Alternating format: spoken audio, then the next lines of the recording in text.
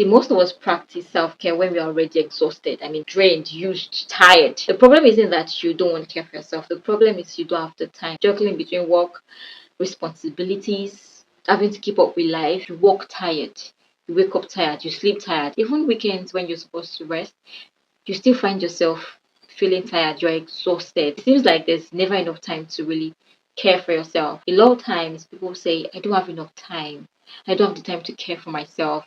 It takes a lot of time. Self care isn't about spa days, isn't about vacation or having to go all out or doing the big thing or it's the small consistent thing you do to keep you refreshed, to keep you sane, to keep you productive, to keep you loving upon yourself.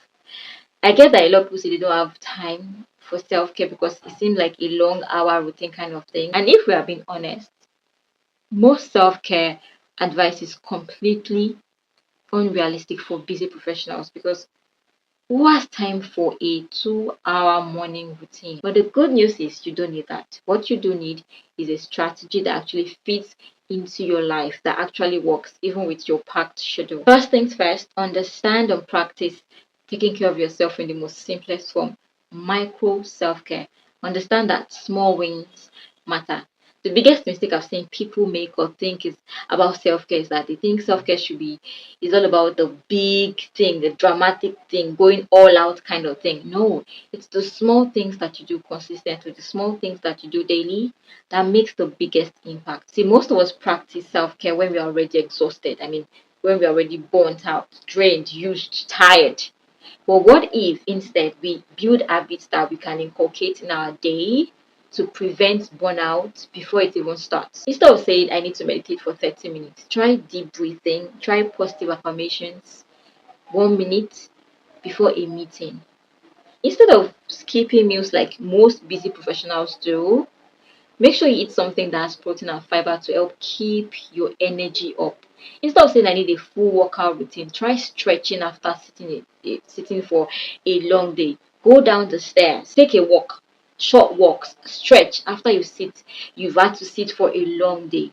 See, no dramatic life changes, just small steps, real practical steps, things that actually work. The second thing is to create boundaries, set boundaries. If you constantly find yourself drained, exhausted, stressed, there are chances that you're overcommitting yourself. If I know that it feels uncomfortable to say no, especially at work.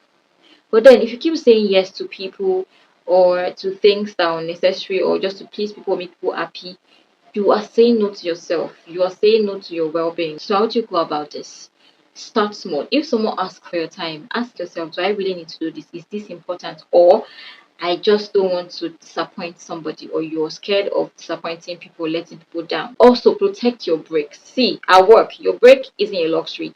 It's a necessity because your body needs it. Stop checking emails the moment you wake up. And I know a lot of us do these things where immediately wake up, we are going straight to the phone. We pick up our phones. I mean, that alone can really drain you instantly, like immediately. Give yourself peace. Give yourself some time to adjust, to be fully awake before you pick up your phone or before you get into work mode. So here's the truth.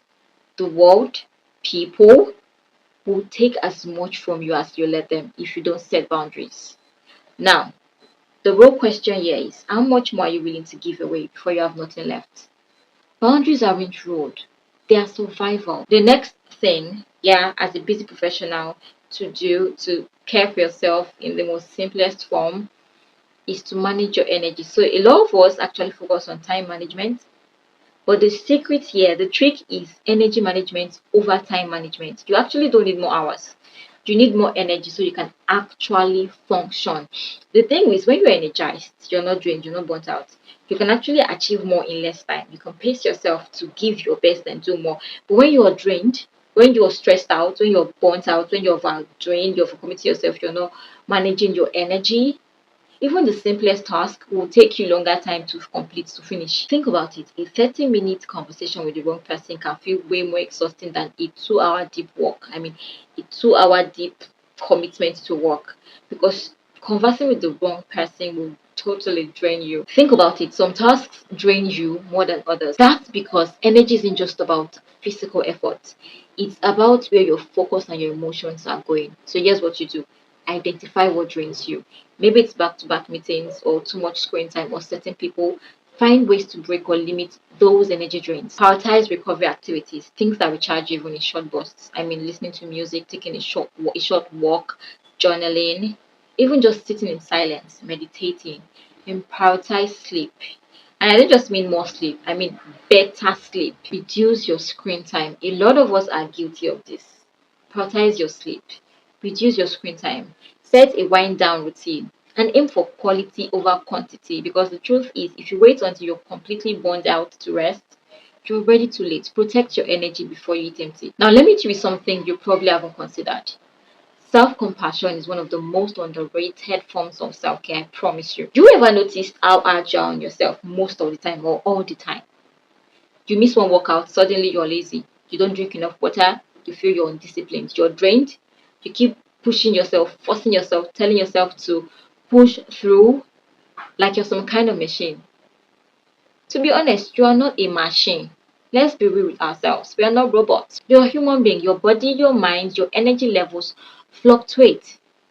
And if you keep punishing yourself to keep pushing, to keep going when you need rest, you're already adding stress to your already overworked body, your already overwhelmed, overworked system. Now, let's reframe this. Instead of saying, I feel so unproductive today, I feel so lazy, and all those negative, unproductive things we say to ourselves, try saying, my body and mind needs a reset, and give it.